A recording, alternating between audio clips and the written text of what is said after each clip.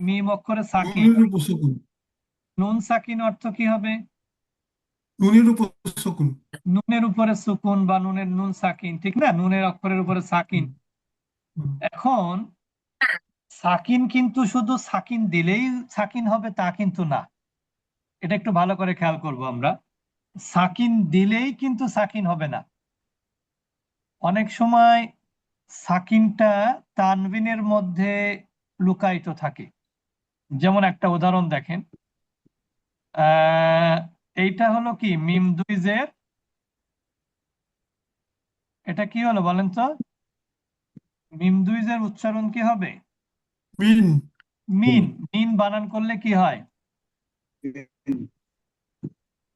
মিম নুন জের মিন। মিন। তাহলে এখানে কি নুন সাকিন আছে না এই তানবিনের মধ্যে? আছে। আবার দেখেন মিম আলিফ দুই জবর মান, এটাকে আমরা যদি মান। করি তাহলে কি মিম নুন জবর মান। মান। তাহলে এখানে কি তানবিনের মধ্যে নুন সাকিন আছে না আছে। উচ্চারণে? আচ্ছা, এবার দেখেন এখানে যদি বলি মিম দুই পেশ মুন, তাহলে এটা কি হবে? মিম নুন পেশ মন। মুন। তাহলে দেখেন প্রত্যেক তানবিন কাকে বলে? দুই জবর দুই জে দুই পেশ। দুই জের দুই পেশ। দুই দুই জে দুই পেশের মধ্যে কিন্তু কি আছে? নুন সাকিনের উচ্চারণ আছে। আছে। তাহলে আমরা শুধুমাত্র এটা বলতে পারবো না যে নুন সাকিনের নিয়ম। তাহলে আমাকে কি বলতে হবে? নুন সাকিন ও তানভিনের নিয়ম। কি বলতে হবে? নুন সাকিন ও, নুন সাকিন ও তানবিনের নিয়ম। অর্থাৎ নুন সাকিন হলেও যে নুন সাকিন হলেও যে রুলস, আবার তানবিনের পরে হলেও একই রুলস। যেমন এখানে একটা জিনিস দেখেন, এখানে যদি আমি মিমের উপরে জবর না দিয়ে আমি যদি জের দেই, তাহলে এটা কি হবে? মিন। মিন হবে, ঠিক না? এখন এরপরে যদি আমি একটা বা অক্ষর দেই,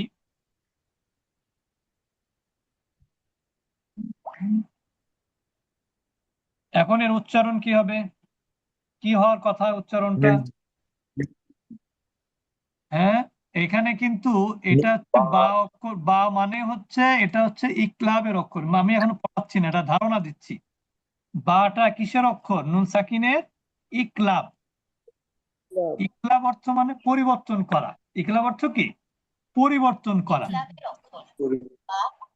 এটা হচ্ছে পরিবর্তন করা। তাহলে কি পরিবর্তন হবে বলেন তো? নুনটা পরিবর্তন হবে, নুন পরিবর্তন হয়ে এটা মিম হয়ে যাবে। এখন কি পড়বো?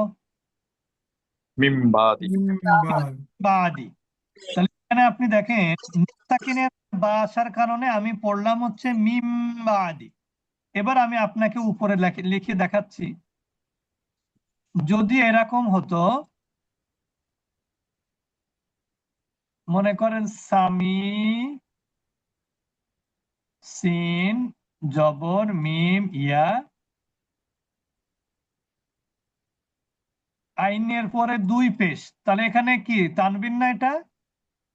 জি। হ্যাঁ। এখন যদি এখানে একটা বা অক্ষর আসে, তাহলে আপনি কিভাবে পড়বেন? সামিউম বাসির। দেখেন এখানে কিন্তু সামি বলবেন, তার কারণ কি? এখানেও তানবিনের মধ্যে নুন আছে, সেই নুনটাও কিন্তু সুকুন যুক্ত নুন। এই জন্য এখানে যেমন মিম বাদি হলো, এখানেও কিন্তু সামি হলো। অর্থাৎ এখানে যে নুনটা আছে, তানবিনের মধ্যে যে নুন আছে, নুনটা এখানে কি হয়ে গেল? মিম হয়ে গেল বা মিম। থাকার জন্য। বুঝতে হয়ে পেরেছেন? গেল। এই জন্য বলা যাবে না যে নুন সাকিনের নিয়ম, শুধুমাত্র এটা বলা যাবে না। তাহলে কি নুন বলতে হবে? সাকিন তানবিনের নিয়ম। নুন সাকিন ও তানভিনের নিয়ম। মনে থাকবে? জি। নুন সাকিন ও নুন তানবিনের সাকিন নিয়ম। ও তানভিনের চারটা নিয়ম। কয়টা নিয়ম? চার। চার। তার মধ্যে একটা হলো, দেখি কোনটা আগে দেয়া আছে। আমরা সাধারণত ইজহার পড়াই আগে। আচ্ছা, এখানে নুন সাকিনের চারটা নিয়মকে ভাগ করা হয়েছে। একটা হচ্ছে গুন্না সহ আছে, আর হলো গুন্না ছাড়া আছে। গুন্না সহ হলো, একটা হলো ইকলাব, দুই হলো ইদগম, আরেকটা হলো ইকফা। এই তিনটাতে গুন্না আছে, এই তিনটাতে গুন্না হবে। আর বাকি ইজহার, এটা সবসময় গুন্না ছাড়াই পড়তে হয়। ইজহারটা কি করতে হয়? গুন্না ছাড়াই করতে হয়। যেমন আপনি মিম সাকিনের ইজহারে কি গুন্না করেছেন? না। জি না। তাহলে ইজহার যেখানেই আসবে, ইজহার নাম জারি হবে, সে কিন্তু গুন্নার যোগ্যতা হারিয়ে ফেলবে। বুঝতে পেরেছেন? তাহলে ইজহার নাম যেখানে হবে, গুন্না ছাড়া সেখানেই উচ্চারিত হবে। বুঝতে পেরেছেন?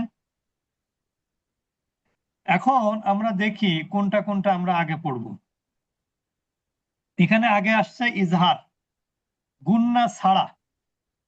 এখন ইজহারটা কেন আগে আনা হয়েছে জানেন? বোঝার সুবিধার্থে। যেমন হামজা, এটা উচ্চারিত হয় কণ্ঠনালীর শুরু থেকে, হা একই জায়গা থেকে উচ্চারিত হয়। এবার আইন আর হা, এই দুইটা আবার কণ্ঠনালীর মধ্যভাগ থেকে উচ্চারিত হয়। আর গইন এবং খ, এই দুইটা হলো কণ্ঠনালীর শেষ ভাগ থেকে উচ্চারিত হয়। তাহলে আমরা এটা মুখস্থ করতে পারি এভাবে: হামজা হা, আইন হা, গইন অ। বলেন হামজা হা, হামজা, আইন হা, আইন, গইন খ। গইন, হামজা হা, আইন হা, গইন খ। বলেন হামজা, হামজা হা আইন হা গইন খ। মাশাআল্লাহ। হামজা হা, আইন হা, গইন খ। হামজা, হামজা হা আইন হা গইন আইন, খ। এখন এই যে যে 6টি অক্ষর, এই 6টি কিন্তু ইজহারের অক্ষর। এই অক্ষরগুলো মনে রাখতে হবে: হামজা হা, আইন হা, গইন খ।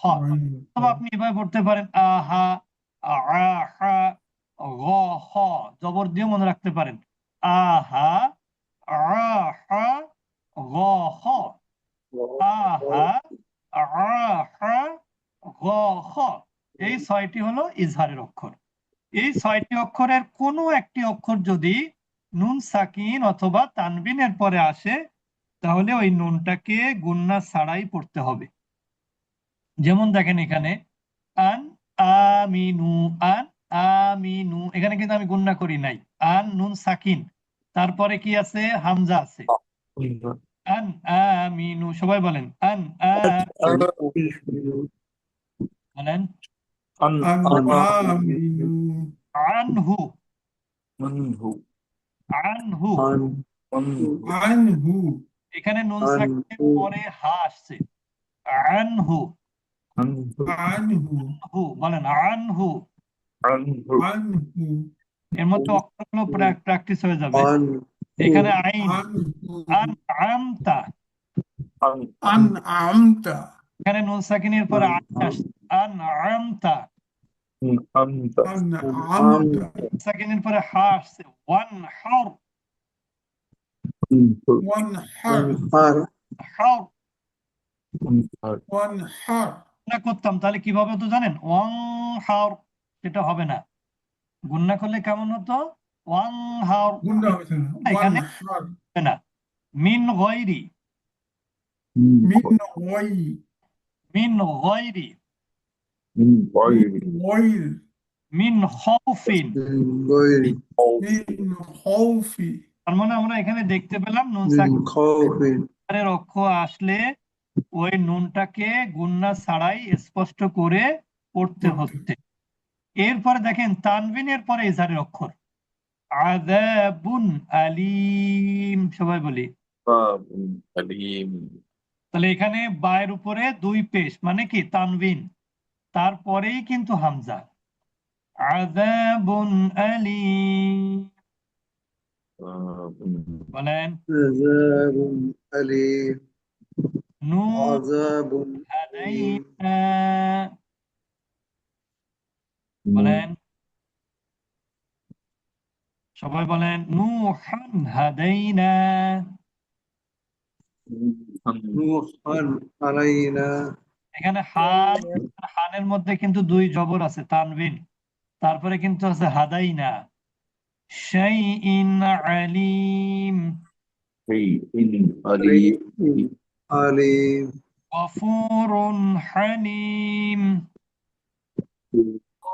غفور حليم আফুওয়ান গফুরা, عفوا غفورا হাকিমিন খবীর।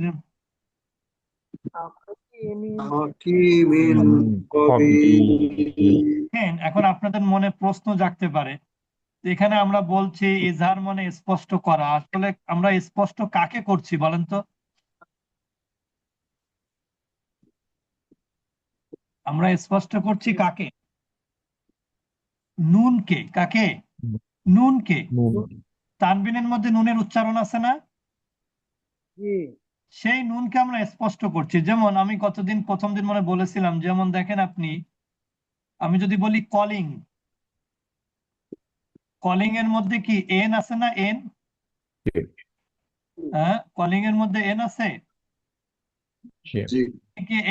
এন এর উচ্চারণ কি আপনি শুনতে পাচ্ছেন? এন এর যে উচ্চারণ হচ্ছে আসলে এটা সাইলেন্ট থাকে। সাইলেন্ট হয়ে গেছে, তার মানে এটা অস্পষ্ট হয়ে গেছে, তাহলে এটা ইজহার না। কিন্তু আমি যদি বলি যে ইনজাস্টিস, এখানে ইনজাস্টিস যদি আমি বলি, ইনজাস্টিস বলি, তাহলে ওখানে কি এনটা স্পষ্ট আছে না? স্পষ্ট আছে তা ওই রকম এখানে কিন্তু সবগুলোতে এন মানে হচ্ছে আরবিতে নুন। সব জায়গায় কিন্তু দেখেন নুনের উচ্চারণ আছে, নুহান, শাইইন আছে না? আছে গফুরুন, আফুওয়ান, হাকিমিন, সব জায়গায় কিন্তু নুনের উচ্চারণ স্পষ্ট আছে। যদি এরকম হতো আযাবুন, তাহলে কি নুন স্পষ্ট হতো? না ওটা তো গুণ নুহান হতো? না ওটা গুণ হতো না। কিন্তু আপনি যদি এটাকে ইংলিশে উচ্চারণ লেখেন, তাহলে দেখেন তো কেমন হয়। দেখেন আযাবুন, মানে আমি যদি বলি A Z B U N, আযাবুন বললাম। আর আমি যদি আবার একই বানানটাকে যদি আমি এইভাবে লিখি, বি ইউ এন জি, তাহলে কোন এখানে এখানে কি এন উচ্চারণ হবে? আযাবুন, হবে না এনের এখানে উচ্চারণ হবে না কোনটা বুন হবে? কোনটা সেকেন্ডটায়? সেকেন্ডটায় উচ্চারণ হবে না সেকেন্ডটায় কিন্তু বুম হচ্ছে। আর এই প্রথমটায় কি হলো?